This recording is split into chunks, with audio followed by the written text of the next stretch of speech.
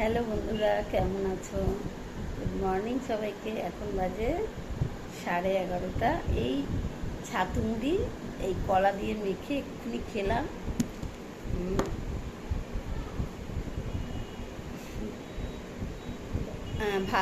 ডাল হয়ে গেছে, ভাত বসিয়েছি। আজকে পুঁই শাকের সবজি হবে, সব কেটে ধুয়ে রেডি করলাম। আর সোয়াবিন হবে আর ডাল হবে।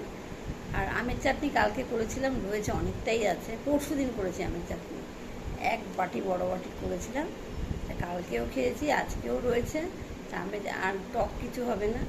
আর দই আসবে, শনিবার আর সোমবার নিরামিষ খাই আমরা, এই দই আসবেই। হাজব্যান্ড গেছে পিয়ালিশ হাসপাতালে ডাক্তার দেখাতে, ওখান থেকে আসার সময় দই নিয়ে আসবে। তোমাদেরকে আমি সেদিনকে আমার মা আবার গল্প করেছিলাম, কিন্তু পুরোটা করতে পারিনি, ভিডিও বড় হয়ে যায় বলে। তা আজকেও একটু তোমাদের পুরো গল্পটা করা হয়নি। আজকে তোমাদের আবার আমি আমার মা বাবা আমার দাদাদের গল্প করবো আজকে। তোমরা প্লিজ শুনো, ভিডিওটা হয়তো একটু বড় হবে।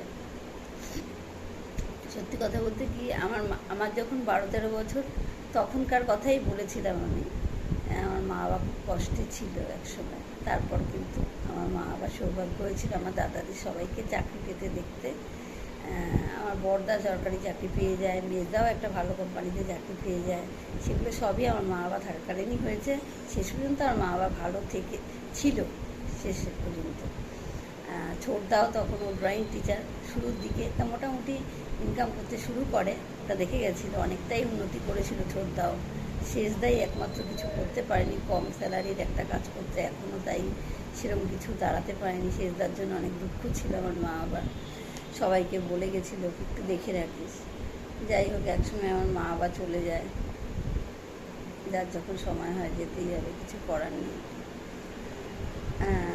তারপর আমার তখন আমার মা বাবা আমাকে বিয়েও দিয়ে গিয়েছিল। আমি আজকে আমার দাদাদের গল্প করবো তোমাদেরকে। সবার প্রথমে বলবো আমার বড়দা। বড়দা মা বাবার পরে বাবা মার দায়িত্ব পালন করছে, বড়দা আর বড় বৌদি।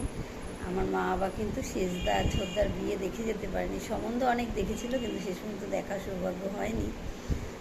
আমার বড় বৌদি 2 দেওরকে বিয়ে দিয়ে সেপারেট করে দিয়েছে, ওদেরকে ভালোভাবে ভালো মেয়ে দেখে বিয়ে দিয়েছে, ওরা ভালো আছে। আর এখনও পর্যন্ত বড় বৌদি সব মা বাবার দায়িত্ব পালন করে। জামাই ষষ্ঠীতে নিমন্ত্রণ করা, ভালো মন্দ রান্না হলে দিয়ে যাওয়া, আমার শরীর খারাপ হলে, আমার জ্বর হলে রান্না করে আমাকে বাড়িতে এসে দিয়ে যাওয়া, এগুলো কিন্তু বড় বৌদি বড়দা করে, খুব করে। আর তারপরে হলো মেজদার কথা। মেজদার ঋণ আমি কোনোদিন শোধ করতে পারবো না। আমার মেজদা আমার জন্য যা করেছে আমি মানে এই জীবনে ঋণ শোধ করতে পারবো না। তার কারণ আমার হাজব্যান্ড আর আমার মেজদা দুজনেই স্যাক্রিফাইস করেছে উভয়ের বোনের জন্য, আমাদের অদল বদল বিয়ে। আমার হাজব্যান্ডও বোনের জন্য আমাকে বিয়ে করেছে, আর আমার মেজদাও কিন্তু আমার জন্য আমার ননদকে বিয়ে করেছে। তার কারণ হচ্ছে, সম্বন্ধ করে বিয়ে দিতে গেলে প্রচুর টাকা পয়সা দাবি থাকে, কিন্তু এক্ষেত্রে কোনো দাবি দাবা ছিল না, সেটাই আমরা দেখেছিলাম। সেই সময় হয়তো অত দাবি দাবা করলে দেওয়ার মতো ক্ষমতা আমাদের ছিল না। তা আমার হাজব্যান্ডও সেই সময়, আমার হাজব্যান্ডও সরকারি চাকরি করে, সেই সময় সবেমাত্র চাকরি পেয়েছে। বোনেরকে অনেক দাবি দাবা করলে সেটা দিয়ে বিয়ে দেওয়া সম্ভব ছিল না। এই জন্য আর কি এটাই সবাই রাজি হয়েছে, আর উভয়ের ফ্যামিলি উভয়ের পছন্দ হয়েছে, সেটাও একটা ব্যাপার। এই হলো ব্যাপার। তা এই একটা বিরাট বড় স্যাক্রিফাইস, যেটা আমি কোনোদিন এই ঋণ শোধ করতে পারবো না।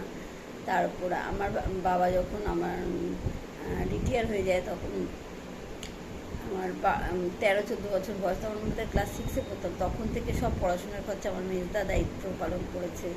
একদম যতদিন পড়াশোনা করেছি মেজদা সব দায়িত্ব পালন করেছে, সব পড়াশোনার খরচা দিত। আমার মেজদা দুপুরে কাকিমার কাছে থাকতো, প্রত্যেক সানডে আসতো, এসে আমাকে কিন্তু হাত খরচা দিয়ে যেত।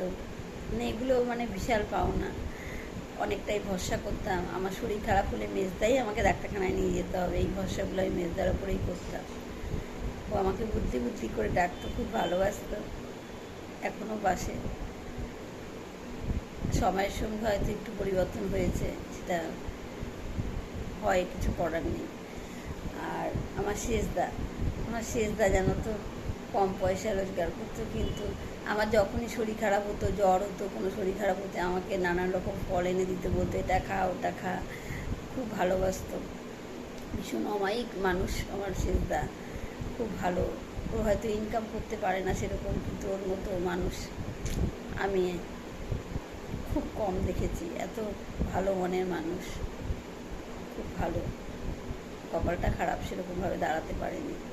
আর আমার ছোটদা, সেও কিন্তু অনেক করেছে, আমরা পিঠোপিঠি, কিন্তু ও যখনই যেরকম জামা কাপড় কিনতে যেত, ওর বাবা সেই সময় রোজগার করতো না। আমার বিয়ের আগে যা জামা কাপড় কিনতে পুজোর সময় আমাকে, তোর যেটা পছন্দ কেন আমি টাকা দেবো, আমাকে আবার পছন্দের জামা কাপড় কিনে দিত, একটার জায়গায় দুটোও দিত, অনেকটাই করতো।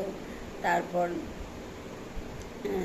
আমার বিয়ের সময় প্রচুর টাকা পয়সা খরচা করেছে, অনেক কিছু কেনাকাটা করেছে, বড়দাও করেছে, সবাই করেছে, বলে বোঝাতে পারবো না, অত ডিটেলসে বলতে পারছি না। তারপর আমি যখন গড়িয়াতে ফ্ল্যাট কিনলাম, আমার ছোটদার আগ্রহ আর পুরোটা ইনভলভ হয়ে ও যেভাবে আমাদের সাহায্য করেছে। আমার হাজব্যান্ড একা পারতো না, ও এত ঝামেলা পোয়াতে পারে না, হার্টের পেশেন্ট। কিন্তু আমার ছোটদা না থাকলে আমি, আর আমার বড় ভাগনা না থাকলে আমি এই ফ্ল্যাট কিনতে পারতাম না। ওরা ঝাঁপিয়ে পড়ে আমার ছোটদা যে কীভাবে করেছে, কতটা করেছে, সে বলে বোঝাতে পারবো না। প্রচুর করেছে, দৌড়াদৌড়ি। একটা ফ্ল্যাট কিনতে গেলে জানোই তো, প্রচুর দৌড়াদৌড়ি করতে হয়, অনেক করেছে। সেটা আমি এই দিন শোধ করতে পারবো না কোনোদিন। সত্যি কথা বলতে কি, আমি সবার কাছে ঋণী, আমি সেরকম কারোর জন্য কিছু করতে পারিনি। ওরা যথেষ্ট করেছে আমার জন্য। মা আবার পরে ওরা অনেক দায়িত্ব পালন করেছে। আমার নিজের এইসব গল্প করতে আমার খুব ভালো লাগে। আমি আমার জীবনের গল্প তোমাদের কাছে করেছি। তোমাদের যদি ভালো লাগে তোমরা লাইক করো।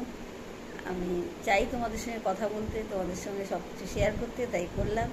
ভালো লাগলে লাইক করো। টাটা, আবার কথা হবে পরে, কেমন? টাটা।